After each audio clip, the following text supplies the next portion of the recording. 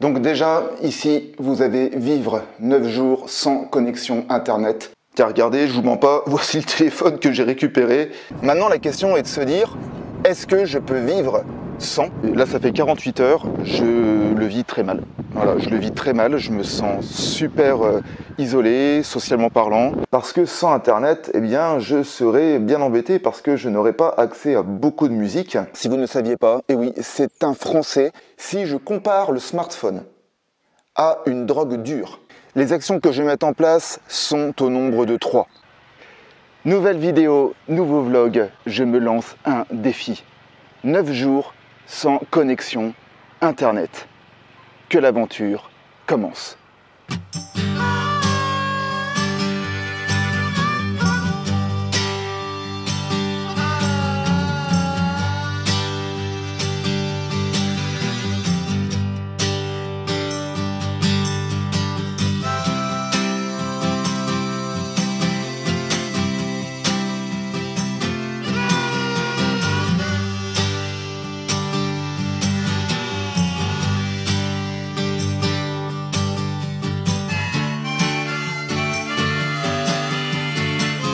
Je vous montre comment je m'y prends pour réaliser ce premier défi, parce que je pense qu'il y en aura d'autres. Donc déjà, ici, vous avez vivre 9 jours sans connexion Internet. Eh bien, c'est le défi, comme je vous l'ai dit. Ensuite, la période du 23 avril 2021 à 18 h, c'est-à-dire aujourd'hui, jusqu'au 3 mai 2021 à 9 h. Le niveau de difficulté, j'ai mis 3 étoiles, ce sera en lien avec ici les contraintes et les points d'appui, mais je reviendrai là-dessus un peu plus tard. Donc j'estime que le niveau de difficulté est à 3 étoiles sur 5. Sachant que, imaginez que 5 étoiles c'est vraiment grosse difficulté, ça voudrait dire que je mets en grosse difficulté.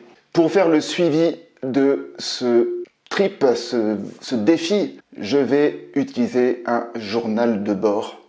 Tant qu'à faire, j'ai pris un beau journal de bord et je retrouve tous les éléments que je suis en train de vous montrer au tableau. Et là, je compte mettre mon suivi chaque jour. Je continue au niveau de l'esprit. Alors, qu'est-ce que c'est que l'esprit? Eh bien, vous l'avez sans doute compris, c'est ce que je vais ressentir. C'est pour ça que j'ai mis analyser mes prises de conscience, parce que le but de ce défi, au-delà de m'amuser à déconnecter Internet pendant 9 jours, eh bien, l'idée, c'est d'en tirer des leçons. Donc, du coup, je vais analyser mes prises de conscience. Et après, je me poserai la question, que pourrais-je mettre en place comme action une fois que j'aurai analysé eh bien, tout ce que j'aurais vécu durant cette aventure. Lorsque l'on se fixe un défi, que ce soit dans n'importe quel type de projet, nous avons toujours des points d'appui et des contraintes avec nous. Alors déjà, au niveau de mes points d'appui, c'est que je suis une personne qui a déjà vécu sans Internet. Étant donné que j'ai 42 ans, moi j'ai découvert Internet vers l'âge de 20 ans. C'est là que j'ai dû avoir mon premier ordinateur, peut-être 21 ans.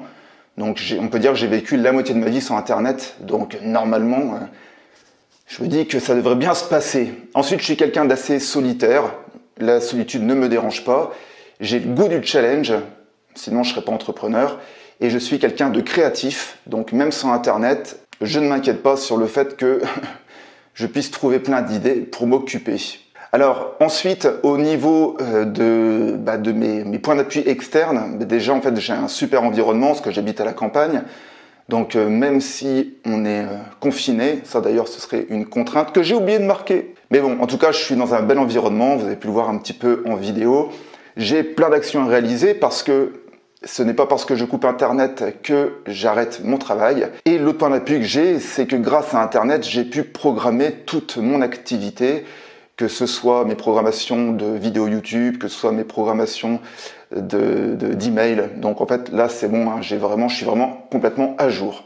Concernant les contraintes, eh bien, j'ai plus de téléphone parce que je me suis aperçu que nous ne pouvions pas utiliser le téléphone fixe sans avoir la box. Et le truc, je vous en parlerai juste après, eh bien, il y a une règle dans mon défi qui m'empêche d'avoir un téléphone. Donc ça, c'est quand même une contrainte. En cas d'appel d'urgence, hein, je pense à ça. L'autre contrainte, c'est que je suis quelqu'un qui travaille par Internet, beaucoup par Internet. Je suis tous les jours dessus, je suis tous les jours en train de regarder mes notifications, mes stats.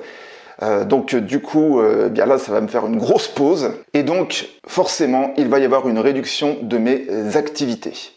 Enfin, je me donne 2 jokers. Le premier, c'est que je me suis acheté un téléphone avec 5 € de crédit.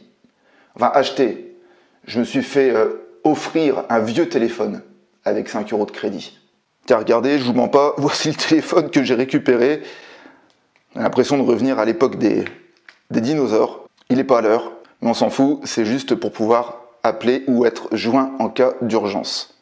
Et le dernier joker que je me donne aussi, c'est que je vais ranger ma box et ma carte SIM afin d'éviter d'être tenté. Parce que j'avoue que si c'était tout le temps face à mes yeux, peut-être que je serais tenté, ou peut-être pas, mais en tout cas, je préfère pas prendre le risque. Donc, je vais ranger ma box et ma carte SIM. Je n'ai plus qu'à programmer mon agenda Calendly afin d'être tranquille avec les rendez-vous. Et enfin, je vais aussi mettre un message de réception sur ma boîte email afin que les gens sachent que je serai non pas en vacances, mais injoignable durant 9 jours.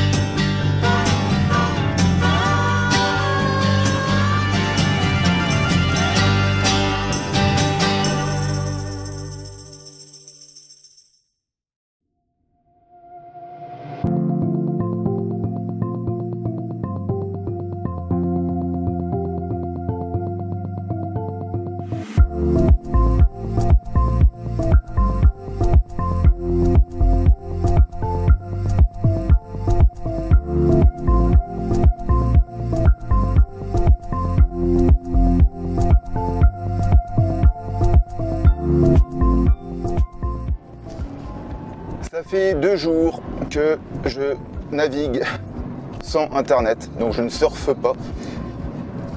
Et que dire? Un sentiment qu'il me manque quelque chose. J'ai pas honte de le dire. En fait, je m'aperçois que internet, c'est un outil, et c'est pour ça que je fais ce bout de vidéo en voiture. Parce que pour faire une analogie avec la voiture justement,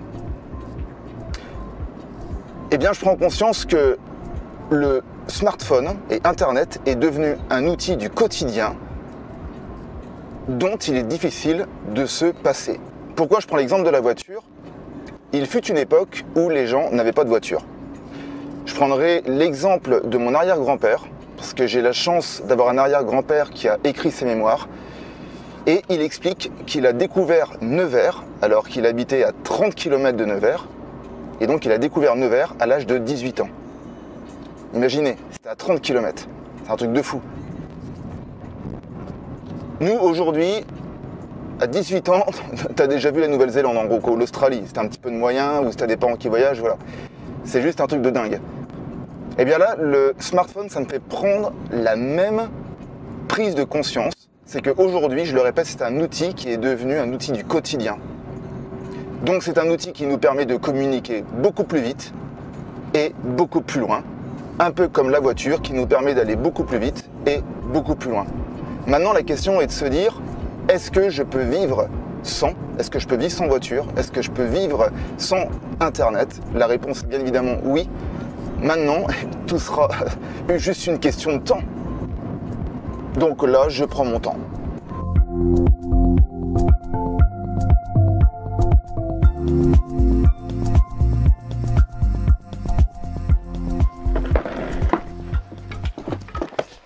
Ça fait du bien de faire un petit tour. Surtout que là, c'est la semaine qu'il fallait parce que je suis tout seul, mon fils est chez ses grands-parents. Là, je peux vous dire que la solitude, je la vis complètement. Et à ce sujet, je me suis tapé un moment de solitude tout à l'heure, je vais vous montrer. Je vous explique, c'est à la minute travaux. Ici, j'ai pour projet de monter un brise-vue, histoire que ça fasse un peu plus propre, parce que comme vous pouvez le voir, c'est un peu dégueulasse. En début d'après-midi, quand j'ai commencé à creuser, et je le savais, j'ai un tuyau d'évacuation qui passe. Jusque-là, tout allait bien. Sauf que, pour planter ces pièces que vous voyez ici, là, les pieds, je dois poser des fondations en ciment. Le truc, c'est que pour poser ma palissade droite, eh bien, je tombe pile à ce niveau du tuyau. Et d'ailleurs, la preuve en est, c'est que il y a quelques temps en arrière, j'avais voulu commencer à monter le truc et j'ai pété le tuyau.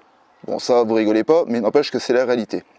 Bref, d'habitude, qu'est-ce que j'aurais fait? Vous l'avez deviné, hein, Google est mon ami, j'aurais regardé tuto, comment poser une palissade, etc., etc. J'aurais expliqué ma contrainte, je pense que j'aurais trouvé quelque chose. Et bien là, qu'est-ce que je vais faire? Je vais attendre demain, lundi, pour aller dans un magasin de bricolage et expliquer la contrainte envers laquelle je fais face. La question à 2 balles, est-ce que vous savez ce que c'est? Pour les plus jeunes, c'est une carte de France. Je rigole, mais ce matin, j'étais en train de me projeter pour l'été, les vacances d'été. Et il y a un endroit que j'ai envie de visiter, c'est les Hautes-Pyrénées, parce que je ne connais pas bien ce coin-là. Et bien vu que j'ai pas internet, j'ai ressorti ma carte de France. Des exemples comme ça, j'en aurais plein à vous donner, mais je vais vous les donner au fur et à mesure que je les découvre, parce que j'en découvre tous les jours. Il n'empêche que là, ça fait 48 heures, je le vis très mal. Voilà, je le vis très mal, je me sens super isolé, socialement parlant. Je suis même, vous voyez, regardez, vous voyez cet arbre? J'avais même l'idée de pendre une corde et puis voilà quoi, de mettre fin à mes jours, parce que c'est vraiment dur. Non, je rigole, hein. Je pense à certaines personnes qui m'ont dit mais t'es fou de couper internet. Je trouve pas que je sois aussi fou que ça, parce que j'ai vécu sans internet. Et clairement, je commence à ressentir plein de bienfaits que je vous reparlerai un petit peu plus tard dans ce vlog.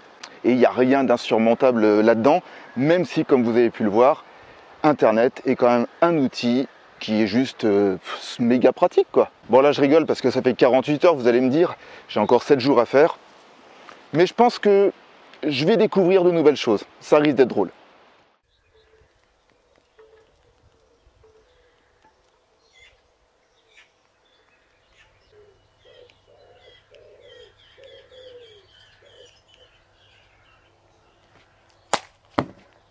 Il n'y a pas à dire. Envoyer un SMS avec un téléphone, ça prend du temps. Aujourd'hui, je vais continuer la correction du livre que je suis en train d'écrire. Ah oui, d'ailleurs, si c'est la première fois que vous arrivez sur ma chaîne, c'est le petit moment commercial, je m'appelle Gabriel et j'accompagne les entrepreneurs de l'élaboration de leur projet jusqu'au décollage de leur activité. Et pour cela, j'ai créé un procédé qui s'appelle la pyramide de 1000. Et à ce sujet, c'est pour cela que je suis en train d'écrire le livre sur cette fameuse pyramide. L'avantage d'écrire un livre, c'est que cette semaine, vu que je n'ai pas internet, c'est pas bien grave parce que je n'ai pas besoin de cet outil pour pouvoir continuer de corriger mon ouvrage. Ça me fera l'occasion de vous montrer comment je m'y prends. Avant de me mettre sur la correction de mon livre, je suis en train d'écrire une lettre à un de mes amis. Je l'ai eu au téléphone la semaine dernière et je lui ai expliqué que j'allais couper internet pendant 9 jours et il m'a donné l'idée de lui envoyer un courrier par voie postale.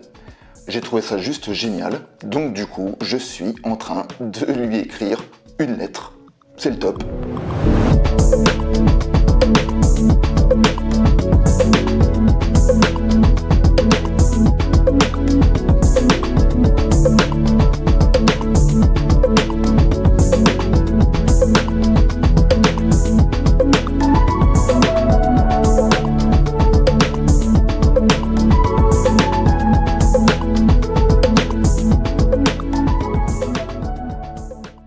Une nouvelle journée se termine, j'ai bien avancé sur la correction de mon livre et maintenant je peux me détendre au coin du feu avec un bon livre justement que je vous conseille qui s'appelle La prophétie des Andes, écrit par James Redfield. C'est un livre très spirituel et c'est l'histoire d'un personnage qui part à la recherche d'un manuscrit. Je ne vous en dis pas plus et je ne peux que vous inciter à le lire. Si vous vous intéressez à la spiritualité, bien évidemment. Alors clairement, je ne passe pas toutes mes soirées comme ça, d'habitude, au coin du feu, à lire un livre de chevet. Parce que vu que je n'ai pas Internet, c'est un peu le sujet de la vidéo, eh bien je n'ai pas accès à mes écrans, je n'ai pas accès à la télévision, donc ça me change dans mes habitudes. Pourquoi? Parce que à la base, je suis un bon consommateur de YouTube. J'apprends énormément par ce biais-là. Si aussi moi-même je publie des vidéos, c'est bien parce que j'adore ce canal-là. Donc là, ça me limite complètement sur le visionnage des différentes chaînes que je suis quotidiennement. Cela dit, je trouve beaucoup de bénéfices à lâcher un petit peu les écrans parce que se reposer à côté du feu avec un livre, être dans le calme, eh bien ça me permet un retour à moi-même, un retour à l'essentiel aussi, et je m'aperçois que ça me fait vraiment le plus grand bien. En conclusion, c'est soirée lecture et puis je vais me coucher, une vraie poule.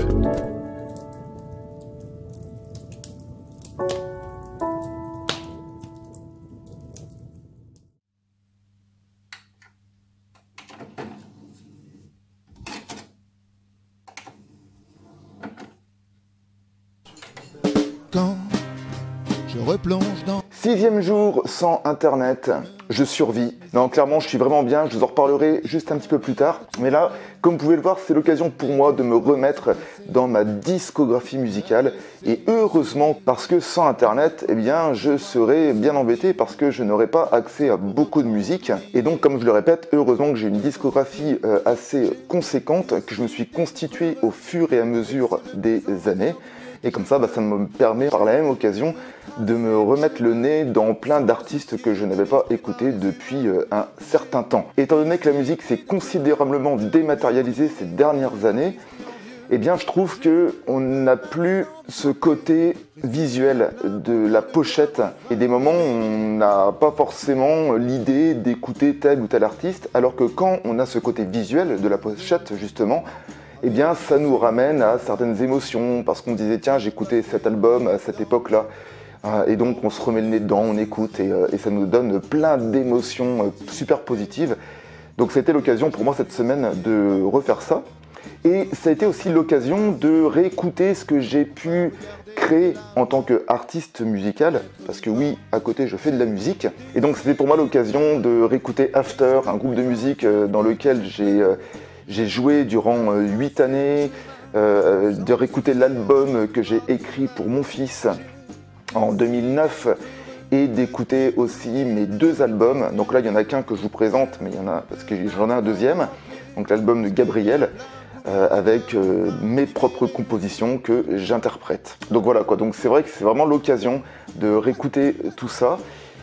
Et donc encore une fois de plus, j'ai vraiment beaucoup de gratitude d'avoir toute cette discographie. Donc là l'idée c'est pas que je vous parle musique pendant un quart d'heure, je vais vous partager sur cette 6e journée toutes mes prises de conscience, en tout cas 2, il y en a 2 que je vais vous partager aujourd'hui, toutes ces prises de conscience qui sont en lien avec Internet. Me voici dans la nature pour vous parler des 2 prises de conscience que j'ai eues durant ces 6 dernières journées.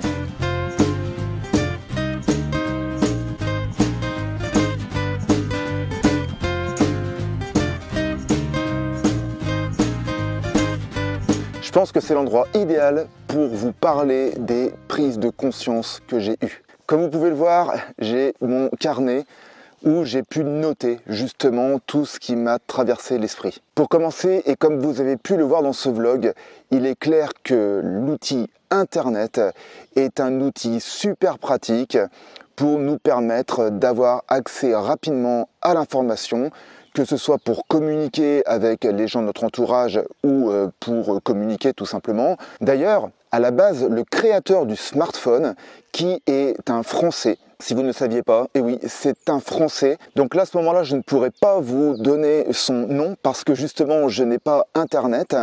Mais sachez que c'est une personne, donc un informaticien qui a créé ce smartphone et qui a collaboré avec Steve Jobs afin de créer le smartphone Apple, l'iPhone, que on connaît, que tout le monde connaît. À la base, la motivation de ce créateur était de permettre aux gens l'accès à la connaissance. Bon, lui-même a vu les dérives qu'il y a pu avoir ces dernières années, parce que maintenant il est mort, il est mort je crois il y a 2 ans en arrière.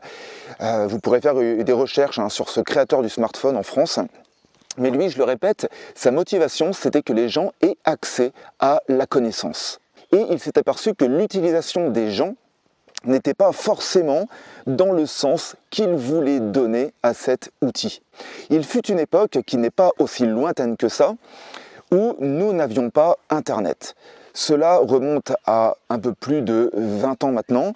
Alors quand je dis qu'il y a un peu plus de 20 ans, je ne dis pas que Internet a été créé il y a 20 ans, parce qu'il a été créé il y a beaucoup plus tôt que ça. D'ailleurs à ce sujet, je vous incite à aller voir la vidéo que j'avais créée il y a maintenant 5 ans en arrière sur l'histoire de la communication, et vous pourrez justement retrouver toutes ces dates. Cela dit, 20 ans en arrière, ça me parle beaucoup parce que j'avais environ une vingtaine d'années. Et une vingtaine d'années, j'étais déjà adulte.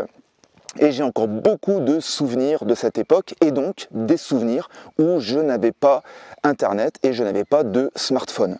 Lorsque j'avais 16 ans, j'ai eu mon premier studio, et afin de ne pas être coupé du monde extérieur, j'avais en ma possession ce que l'on appelait à l'époque, je crois, un tatou. En fait, un tatou, qu'est-ce que c'est? C'était un petit appareil, un beeper, et cela permettait aux gens de m'appeler. Et moi, de mon côté, je voyais le numéro de la personne qui s'affichait, et ensuite le but c'était d'aller trouver une cabine téléphonique afin de le rappeler. Donc croyez-moi que que je conserve différents souvenirs assez cocasses, dans le sens où quand vous recevez un appel à 22 h du soir en plein hiver et que vous devez quitter votre logement pour aller chercher une cabine téléphonique pour pouvoir appeler la personne qui vous a contacté, c'était assez folklore. Très rapidement, j'ai eu accès au téléphone portable vers l'âge de 17-18 ans, et à la base, le téléphone portable me servait à une seule chose, c'était appeler. Et donc, les gens qui me contactaient, le but était quoi? C'était de me transmettre un message, et tout simplement, le but était de communiquer. Internet est arrivé par là-dessus, avec un nouveau canal de communication que tout le monde connaît aussi aujourd'hui, qui est l'email. Et quelques années plus tard, environ vers 2007-2008, à mon souvenir, je me rappelle d'un de mes clients à l'époque qui avait le premier iPhone. Il était comme un fou parce qu'il me montrait son smartphone en me disant « T'as vu tout ce qu'on peut faire avec ça, toutes les applications ?» Et effectivement, c'est vrai que je trouvais ça magique. Les années ont passé. Aujourd'hui, nous sommes en 2021. Je suis formateur. Cela fait maintenant 10 ans que je forme des personnes. Et croyez-moi que j'ai vu au travers des gens l'utilisation de ce smartphone. Et ce qui me fait halluciner, c'est qu'aujourd'hui, le smartphone est devenu un outil qui est tout le temps sur nous, et c'est un outil qui est devenu totalement addictif pour beaucoup de gens qui l'utilisent. Et quand je dis beaucoup de gens, je ne minimise pas mes mots parce que c'est ce que je vois au quotidien. Beaucoup de personnes aujourd'hui ne pourraient pas se passer de leur smartphone. Donc un des avantages, et que l'on soit clair, c'est qu'au niveau du canal de communication, le smartphone nous permet de communiquer beaucoup plus vite, beaucoup plus loin, et nous permet aussi d'avoir des contacts avec des gens que l'on n'a peut-être pas vus depuis longtemps. Ça nous permet aussi de retrouver des personnes. Parce que clairement, si vous demandiez à, je ne sais pas quel âge vous avez, mais si vous demandiez à vos grands-parents ou vos parents, moi je sais que de mon côté, dans ma famille, eh bien, il y a des personnes plus âgées que moi qui ont perdu des contacts. Parce que, comme je le dis, tout le monde aussi, dans ces générations, n'est pas sur Internet. Et donc, pour retrouver des gens, eh bien, parfois, il faut avoir leur téléphone fixe ou leur adresse postale. Ou peut-être leur téléphone portable. Mais à ma connaissance, il n'y a pas forcément d'annuaire de téléphone portable pour pouvoir retrouver des gens. Et c'est vrai que Internet, avec les réseaux sociaux, a permis justement aux gens de se retrouver. Et c'est juste ça qui est effectivement énorme. Mais comme toute bonne chose a aussi son contraire et donc tout ce qui peut être négatif, eh bien moi ce que je m'aperçois, c'est que nous sommes totalement asservis par cet outil de communication. Alors là, je vais parler pour ma propre expérience, mais je pense que peut-être beaucoup de gens vont se retrouver dans ce que je vais vous communiquer. En fait, ce que je m'aperçois, c'est que par rapport à ce parcours de l'évolution de la communication que je suis en train de vous énumérer, à la base, il faut se rappeler que l'outil téléphone était fait pour communiquer. Le téléphone, c'était un canal de communication. Aujourd'hui, nous avons environ 5 à 6 canaux de communication à devoir gérer. Entre les réseaux sociaux, le téléphone, les emails et j'en passe, eh bien, nous avons plusieurs canaux de communication à gérer. Et donc, si vous ne voulez pas vous retrouver avec une poubelle et un bordel total dans tous les messages que vous recevez, eh bien, quelque part, on est bien obligé et contraint de devoir gérer tous ces messages qui arrivent. Et vu que, moi en tout cas, dans mon sens, c'est comme ça que je le ressens, que c'est comme une obligation, pourtant ça ne l'est pas, vous allez me dire, mais bon après c'est ce que je dis, on se retrouve avec je ne sais pas combien de messages à gérer. Je sais que cette semaine par exemple, il y a une personne de mon entourage qui n'a pas réussi à me joindre, il se demandait ce qui se passait, c'est à peine s'il n'a pas appelé le FBI pour savoir ce qui m'arrive, c'est ce qui m'est arrivé.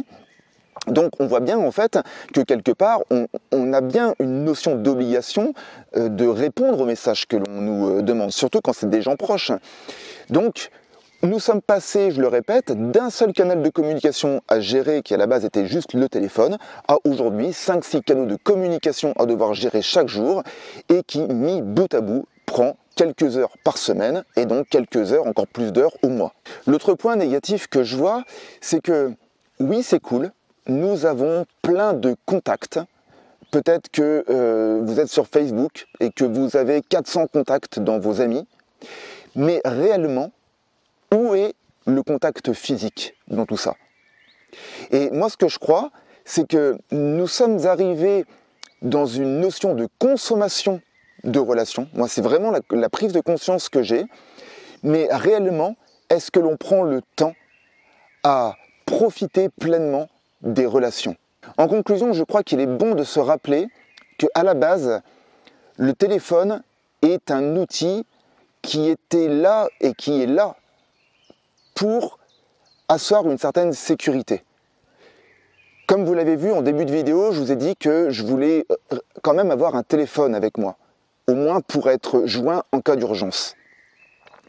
Et bien là, je reviens à l'essentiel. C'est ce que je m'aperçois. Et je reviens à ce qui est l'essentiel de cet appareil, la sécurité. Je me rappelle que quand j'ai eu mon premier téléphone portable, eh bien l'idée, elle était là. Je me disais, quand je pars, quand je vais à 30, 40, 50 km, eh bien si j'ai un pépin, et ça m'est déjà arrivé d'avoir un pépin en voiture, de tomber en panne, eh bien vous êtes bien content d'avoir le téléphone. Et là, on s'aperçoit de l'utilité de cet outil. Malheureusement, moi-même, je m'aperçois que j'en ai fait une totale consommation. Et où est-ce que je m'en suis aperçu? Je vais vous faire halluciner, parce que même moi, je me suis fait halluciner. 2 jours après avoir coupé Internet, j'ai voulu aller sur mon ordinateur pour mettre de la musique. Et mon premier réflexe a été d'aller sur Google Chrome. Imaginez. Ça veut dire que je suis déjà moi-même conditionné à utiliser l'outil Internet, alors que quelque part, je ne sais même pas pourquoi, parce que à la base, c'était juste pour mettre de la musique. Et vous l'avez vu, j'ai déjà pléthore de musique. Donc je pense qu'il est bon de se rappeler que cet outil à la base est un outil qui nous permet de nous mettre en relation avec les autres et qui nous permet d'avoir une certaine forme de sécurité. Alors c'est une sécurité extérieure, mais en tout cas ça nous permet d'avoir ça. Et c'est pour ça que on va le voir à la suite, parce que je suis vraiment curieux de cette sortie de retraite numérique, entre guillemets, mais je pense que cette prise de conscience que je suis en train de vous partager va être encore accentuée au moment où je vais réouvrir mon ordinateur. Je vois qu'il commence à pleuvoir, donc je vais arrêter là pour l'instant et je vais vous parler d'un dernier sujet pour terminer sur ces prises de conscience. Me voici de retour chez moi pour vous parler d'un dernier sujet. Connaissez-vous la nomophobie? Si vous ne connaissez pas ce terme, eh bien, je vais vous donner une définition. Alors là, encore une fois de plus, ce sera celle que je connais parce que je n'ai pas Internet pour aller voir la réelle définition. Mais je connaissais le sujet pour pouvoir vous en parler ici. La nomophobie, c'est tout simplement le mot qui définit l'addiction qu'a une personne au smartphone. Un peu comme un alcoolique a une addiction à l'alcool. Donc si parfois vous ressentez de l'angoisse ou de l'anxiété à l'idée de ne pas avoir votre smartphone à côté de vous, Si par hasard vous vous apercevez que vous allez surfer sur votre smartphone ou que vous appuyez sur des applications sans savoir pourquoi, et si vous vous apercevez que vous passez des heures et des heures et des heures à surfer sur Internet pour tout et pour rien, eh bien là j'ai envie de vous dire, faites attention, je ne suis pas spécialiste dans la nomophobie, mais réellement posez-vous des questions. De vous à moi, la dépendance, c'est quelque chose que j'ai connu par le passé, je n'en dirai pas plus dans cette vidéo, mais étant donné que je connais bien le sujet, je me dis que le smartphone est un outil qui est très très dangereux. Il est potentiellement très dangereux. Pourquoi je vous dis ça? Si je compare le smartphone à une drogue dure, par exemple, je sais pas, on va dire la cocaïne. La cocaïne, pour en avoir, vous devez avoir de l'argent parce que ça coûte cher. De deux, vous devez connaître les gens qui en vendent parce que c'est une drogue qui est illégale. Le smartphone, c'est un outil que vous pouvez avoir pour pas beaucoup d'argent parce que bien souvent, il y a beaucoup d'opérateurs en plus qui les proposent à un prix pas cher parce qu'au final, vous le payez dans le forfait que l'opérateur vous propose. Et donc, ça veut dire que le smartphone, beaucoup de gens peuvent l'avoir. On voit même des fois dans des pays où il n'y a pas beaucoup d'argent, déjà des gens en fait qui ont un smartphone. Donc c'est juste pour dire. Et donc vu que c'est un outil que l'on peut avoir facilement, eh bien pourquoi à un moment donné se douter que cet outil pourrait être potentiellement dangereux et donc addictif? On ne se poserait pas la question. Alors que quelqu'un qui, par exemple, va être addict à la cocaïne, ce sera beaucoup plus compliqué parce que bien souvent il va falloir peut-être qu'il truande des gens et qu'il trouve de l'argent, donc malhonnêtement, pour pouvoir se payer cette drogue, parce qu'elle coûte très cher. Alors que là, le smartphone, c'est très facile, parce que vous pouvez l'avoir, je le répète, assez facilement. Donc réellement, cette vidéo est faite aussi pour ça. C'est un peu aussi pour mettre en lumière les dangers de cet outil qui, à la base, est effectivement juste génial, parce qu'il a vraiment beaucoup d'apports positifs à nous donner. Mais cela dit, je le répète, vraiment attention et utilisez cet outil avec conscience et n'oubliez pas que Internet et le smartphone sont avant toute chose des outils. De mon côté, je vais profiter de ces 3 derniers jours qu'il me reste à faire dans ma retraite numérique parce qu'au final, je m'aperçois que ces 6 jours sont vraiment vite passés.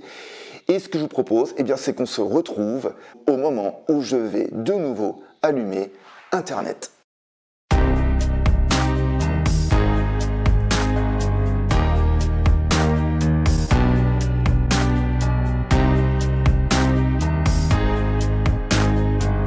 Bien, je crois que le moment est venu de faire la conclusion de ces 9 jours de défi sans Internet. Premièrement, eh bien, bonne surprise, déjà je n'ai pas eu autant de mails que ça à gérer. Et ça c'est quand même plutôt une bonne surprise, hein. Comme quoi on peut vite culpabiliser à l'idée de mettre un message d'absence et à ne pas répondre.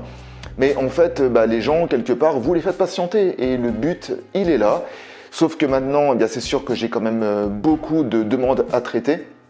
C'est pour ça que j'avais prévu une journée complète pour pouvoir traiter toutes ces demandes. Donc pas de stress, je me laisse la journée pour traiter tout ça. Maintenant, je vais vous parler de la finalité, ce que ça m'a apporté et ce que je vais mettre en place comme action. C'est parti. On va être mieux dehors pour parler de tout ça. Alors premièrement, ce que ça m'a apporté, eh bien beaucoup d'apaisement. Je l'avais dit un petit peu plus tôt, vraiment beaucoup d'apaisement, ça c'est un truc de fou. Si demain vous coupez Internet, vraiment dites-le moi en commentaire de cette vidéo, mais vraiment ça apporte un apaisement de fou. Deuxièmement, ça m'a apporté une nouvelle perception du temps, parce que comme je vous l'ai dit, vraiment j'ai pris du temps, c'est pareil, c'est un truc de fou, j'avais l'impression en fait que mes journées étaient plus longues, alors que normalement Internet est là pour nous faire gagner du temps. Donc comme quoi, là, j'ai pas encore une totale analyse de ce qui s'est passé, mais réellement, j'ai vraiment eu une autre perception du temps. Troisièmement, gros avantage, eh bien, je me suis aperçu que mine de rien, j'avais une certaine forme d'addiction. Alors quand j'ai parlé d'addiction, c'est plutôt en fait des mauvaises habitudes que j'avais pu prendre avec ce smartphone. Le fait d'aller sur des applications alors que j'en avais pas forcément besoin, ou le fait de prendre mon smartphone dès qu'une idée me vient en tête et d'oublier ce plaisir différé. Je vous donne un exemple, je regarde un film, ça va me faire penser à quelque chose, il y a une scène qui me fait penser à quelque chose, ou l'acteur je l'ai déjà vu quelque part, tac, je peux pas m'empêcher d'aller voir sur le smartphone. Eh bien ça c'est le genre voilà, de comportement qui pour moi en tout cas est à bannir. Et c'est pour ça que je vais tout de suite vous parler des actions que je vais mettre en place après cette retraite spirituelle. Les actions que je vais mettre en place sont au nombre de 3. La première, j'ai acheté un réveil. Ça déjà de base c'est clair. Pourquoi j'ai acheté un réveil? Parce que déjà ça va me permettre de ne pas avoir le smartphone à côté de moi le soir et donc de ne pas être tenté de regarder les écrans le soir. Deuxièmement, même si à chaque fois mon smartphone je le mets sur mode avion, eh bien c'est quand même beaucoup mieux de ne pas, encore une fois de plus, avoir le smartphone comme réveil. Comme ça permet que chaque outil ait sa propre utilité. En tout cas, ça c'est ce que je me dis pour moi. Au passage, si des fois vous mettez votre smartphone à côté de vous la nuit et vous vous en servez comme réveil, faites gaffe parce que des études prouvent que les ondes produites par votre smartphone et donc la connexion avec la 4G, etc., et bientôt la 5G, peuvent répercuter certaines maladies, dont la sclérose en plaques. Donc, moi je dis ça, je dis rien, mais faites quand même attention. Deuxième action que je vais mettre en place, c'est en lien justement quelque part avec ce réveil et le fait de ne pas avoir le smartphone à côté de moi le soir. Et bien maintenant j'ai coupé le smartphone, voilà, vers 20h, 20h30. Bon ben je vais voir, après je vais pas non plus être complètement rigoureux, mais bon dans l'idée voilà, j'ai coupé le smartphone le soir, je vais le mettre dans mon bureau et donc comme ça, comme je disais, si je regarde un film, ça va m'éviter d'être tenté d'aller prendre mon smartphone parce que s'il est à côté de moi, forcément je serai tenté, je connais le truc. Troisième action à mettre en place, cette retraite spirituelle, eh bien je compte la réaliser une semaine tous les 2 mois, tout simplement parce que je m'aperçois que c'était vraiment comme des vacances, ça m'a vraiment fait énormément de bien, donc je me dis pourquoi lancer le défi, le faire qu'une fois, eh bien non, ça te fait du bien, donc du coup refais-le. Et donc c'est pour ça que je vais me faire ça tous les 2 mois, parce que je trouve que c'est un bon rythme, en tout cas je connais mon rythme biologique, donc je pense que ça va réellement me faire le plus grand bien. Je vous donne quand même ma dernière action que je vais mettre en place, bonus, c'est l'action bonus, mais quelque part je dis bonus parce qu'elle est déjà mise en place. Comme vous l'avez vu, j'ai maintenant un téléphone à touche. Et bien ce téléphone à touche, je vais le garder parce que je pense que je vais encore m'en servir. Pour l'instant, je n'ai pas encore bien défini comment ça va se faire. Je pense que ça va être mon numéro personnel. Mais peut-être que j'en reparlerai dans une prochaine vidéo. Mais en tout cas, je vais encore m'en servir parce que j'ai pris beaucoup de plaisir à réutiliser ce téléphone à touche. Le vlog se termine ici. J'espère qu'il vous a plu. J'espère qu'il vous éclaire sur certaines choses au niveau d'Internet, au niveau du smartphone. Peut-être qu'il va vous élever la conscience, peut-être que ce vlog va vous donner envie de faire une retraite numérique. Vraiment, je vous le conseille parce que ça m'a beaucoup apporté. En tout cas, n'oubliez pas que toute évolution provient d'une action. N'hésitez pas à me laisser des commentaires et si vous avez des questions, je me ferai un plaisir de vous répondre. Et je vous dis à très bientôt. Prenez soin de vous. Ciao!